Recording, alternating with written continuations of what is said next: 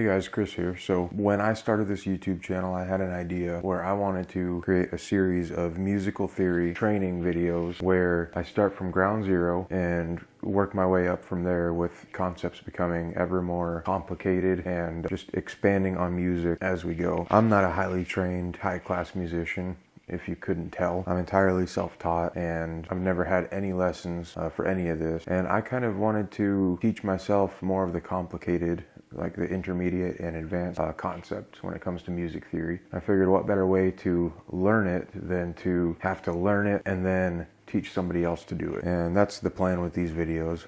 So I'm gonna start with the musical alphabet.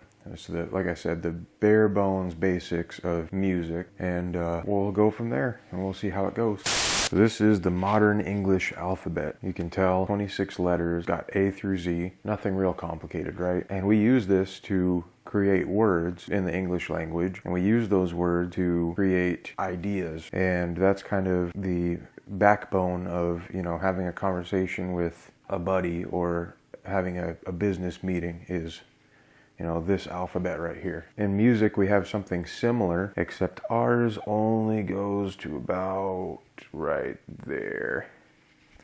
And none of this other stuff gets included. Now, this isn't all there is to the musical alphabet, of course. This would be boringly simple, but it is a start, and I'm going to show you how we kind of modify it in music to give us a little more mileage for the same amount of letters. Now briefly, I just want to mention this because it is worth mentioning. It doesn't have to be A, B, C, D, E, F, G for, you know, the notes of the musical alphabet. It could be 1, 2, 3, 4, 5, 6, 7. It could be Z, Y, X, W. I can't do my alphabet backwards. We use that because it's simple, and we're able to, as I'm about to show, modify it to create a little more mileage without adding any extra letters in and confusing musicians. And I mentioned the 1, 2, 3, 4, 5, 6, 7 thing as being a, you know, it could be this, but it's not. But you'll see in a future video, we kind of go over that with scales, because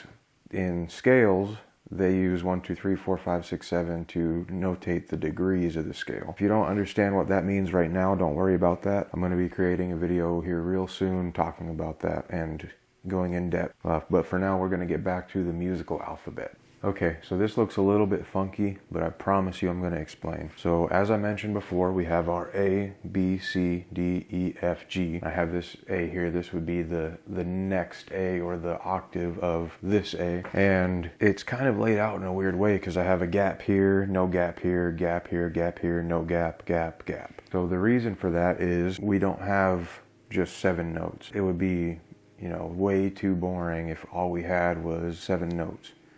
The C major scale, for example, is just these 7 notes. And while it's not boring, it's got, you know, millions of uses, it's not spicy enough. So we add what are called sharps or flats. So sharps or flat, they're basically a modifier of the initial letters that we had up top here. So in this first block, you see we have A sharp / B flat. That means that this note here can be an A sharp. This note here can also be a B flat. So why is that? Well, if you sharp something, if you make something sharp, commonly what you would do is raise it up a half step. So if you can envision every space up here, including the gaps, as a half step or a semitone, sharping A would just mean that you go from this to this. You go from, you know, A to whatever empty space. We use the sharps and flats to describe what this empty space is at the time that we're using it. And I'll go into detail later in a different video explaining when you would use A sharp and when you would use B flat and when you would use C sharp and D flat, E flat. There's even an E double flat in some scales. It's kind of complicated, but for now we're just going to know that we can use one or the other to describe that empty space. Now, why isn't there a space between B, C, and E, F? Well, that's just the way that the keyboard is laid out. And the keyboard is kind of, you know, the holy grail. The piano is kind of the holy grail of musical instruments. If you look at a keyboard. Now this is not a real keyboard, it's a MIDI controller, but it's got a keyboard on it. And you may or may not know where middle C is on the keyboard. It's right here. And you've got A, B, C. See, these two are right next to each other. No gap, no black key. D, E, F, same thing, no black key in between. G, and then back to A. So you would have A sharp or B flat, B, C, C sharp, D flat, D, D sharp, E flat, and you'd have E, F, F sharp, G flat, and G, G sharp, A flat, and then A.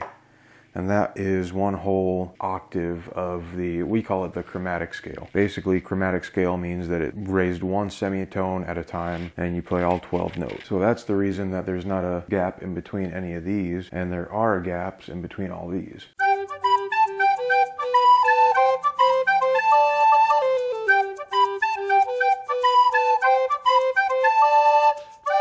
Like I said, it may seem kind of arbitrary, but it works out in many ways to kind of make it easier to play music once you understand these concepts. It's not the easiest thing by far, but it's definitely not nonsense. So if you're familiar with how scales work, you might be wondering, well, there's 7 notes in a scale. Why are there 12 notes in the musical alphabet? We only need 7 notes for a scale. Well, the nice thing about this is you can pick any one of these places along the way, and you get a different sounding scale as far as tonality goes. Of course, it's going to be the same pattern if you do a C major scale versus a E major scale or a G major scale. It's going to be the same intervals is what we call them, but you get a different sound from it. Common use case for this is a lot of musicians that play live tune their guitars from E standard to E flat standard, and that way they don't have to sing as high pitched. It saves their voice a little bit if they're touring or gigging a lot, and it sounds a little bit heavier than E standard. Just to give you kind of an idea of what I'm talking about when I say E standard and E flat standard, this is just a regular chord progression, G, C, D played in E standard.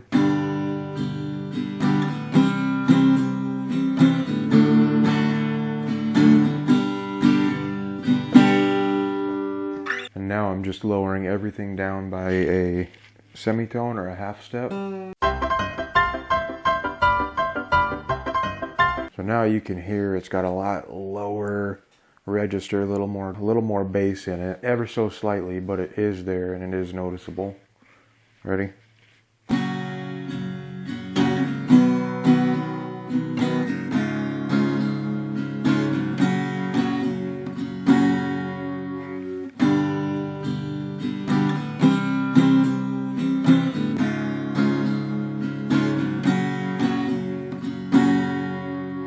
So just a little bit lower, and it's hardly noticeable, but it makes it sound, at least in my opinion, a lot better.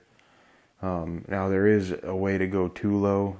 I'm not going to get into that in this video. I'm going to leave it at that. Thank you for watching. The next video is going to be out here hopefully soon, and is going to be going over scales and scale degrees and kind of explaining that whole process. So keep an eye out for that, and thank you.